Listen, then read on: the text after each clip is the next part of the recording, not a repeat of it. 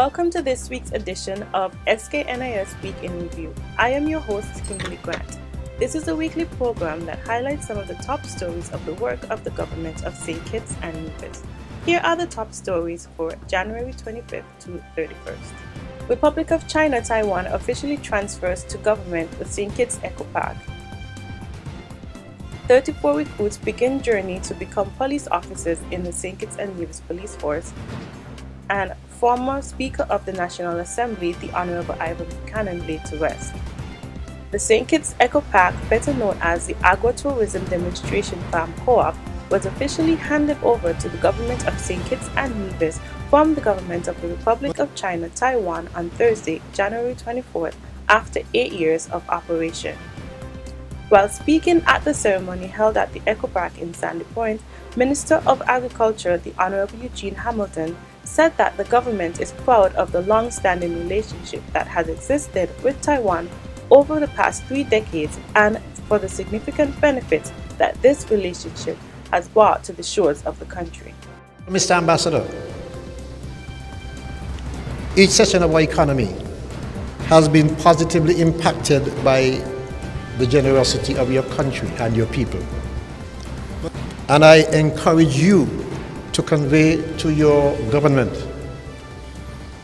our best wishes for a long-lasting friendship that is to the benefit of all. He mentioned a few projects undertaken with the help of the Republic of China Taiwan that has benefited the Federation tremendously.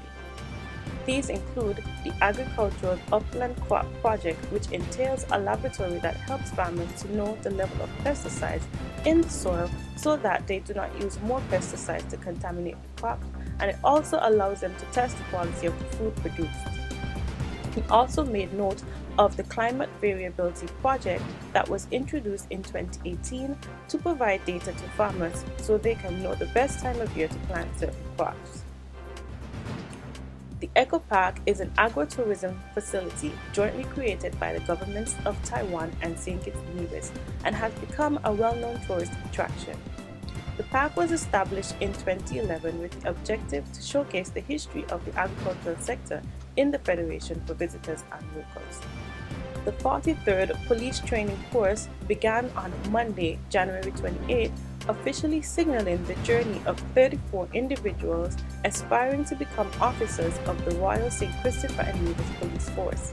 Inspector Eldrin Dickinson welcomed 31 males and 3 females as members of Course 43 and noted that this class is quite diverse as persons hail from St. Kitts and Nevis, St. Vincent and the Grenadines, Santo Domingo, Grenada, and Jamaica.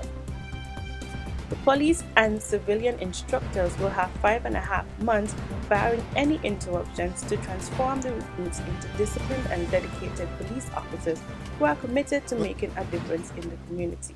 During training, legitimacy must be the cornerstone. We must play by the laws of the land in order to get true results in the court. Training must be continuous and effective. It means it will be difficult because it is a difficult world that we have to deal with. We must be steadfast in our efforts to produce physical, well-trained officers to the Federation. Recruits will be assessed on physical training, self-defense, written assessment of criminal law, evidence and procedure, general duties, weapons training, and community policing. The funeral service for the late former Speaker of the National Assembly, the Honorable Ivan Charles Buchanan, was held on January 28th at the Wesley Methodist Church on Seton Street on the day he would have turned 98 years old. The service was officiated by Reverend Mark Christmas and Reverend Neville Buchanan, nephew of the deceased. Mr. Buchanan served as Speaker of the National Assembly for 10 years from February 6, 1985 to 1995 under the leadership of the Right Honorable Dr. Kennedy Simmons, who at the time headed the People's Action Movement administration. The late Speaker received several written tributes from family and friends, including members of the legislature of the Virgin Islands. He was eulogized by Mr. Michael Morton, former chairman of the board of the TDC Group of Companies.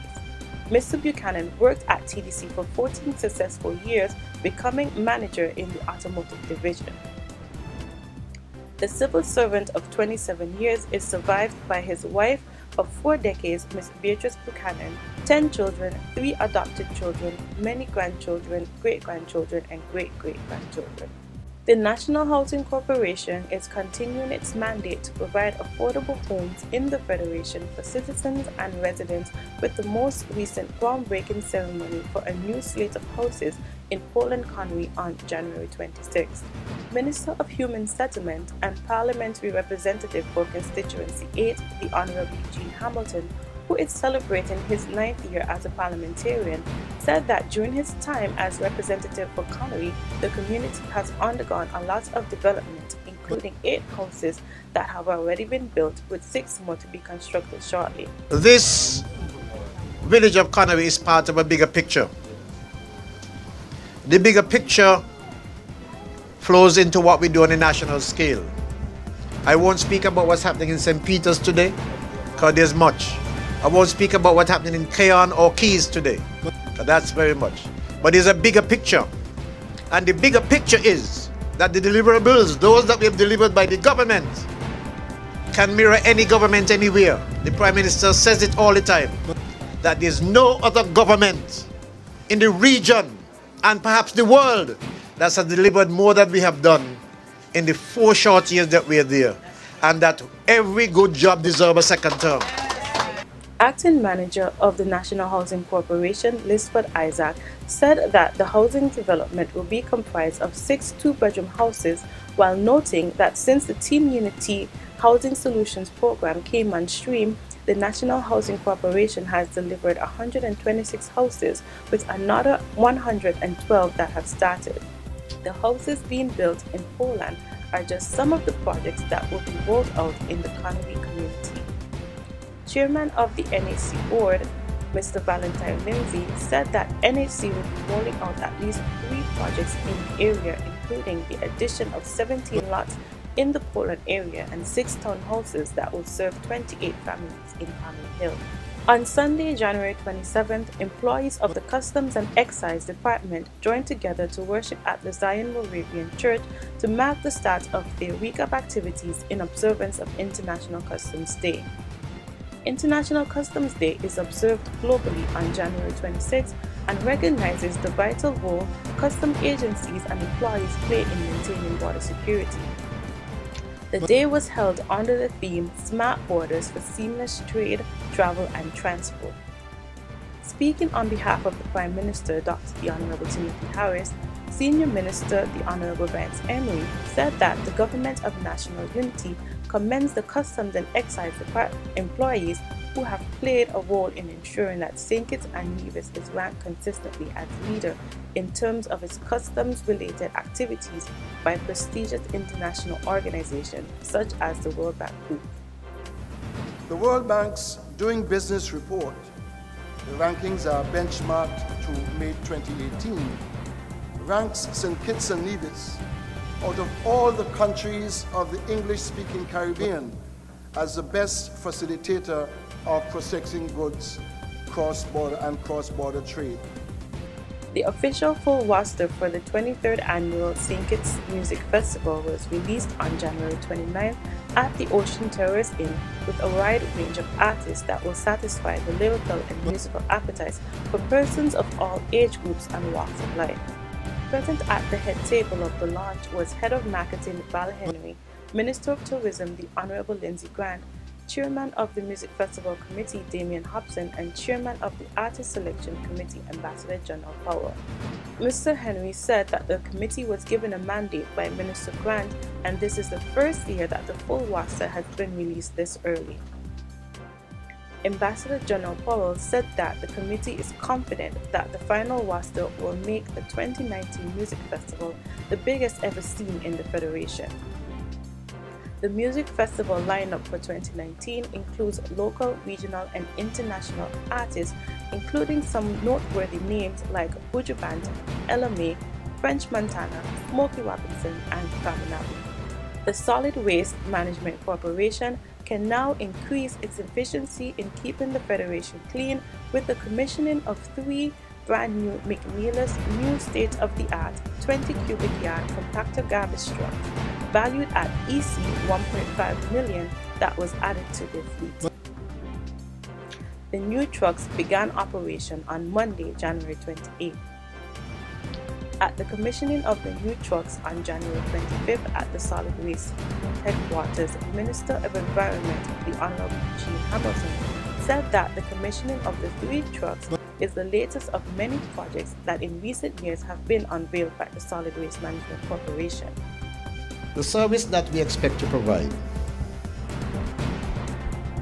I am promising you, will be more efficient, more reliable, and it will bring greater satisfaction not only to those who are working at this corporation, but to whom service is delivered across this country. The rolling out of these new vehicles can be seen as a small but important part of our overall strategy. This is a strategy to bring this statutory corporation further into the realm of modernity so that it better dispenses its role of mitigating the propagation and spread of disease. In giving the rationale for having more garbage trucks, he said that there are only 11 garbage trucks on the island, which is insufficient for a population of over 40,000 people with thousands of businesses and other institutions.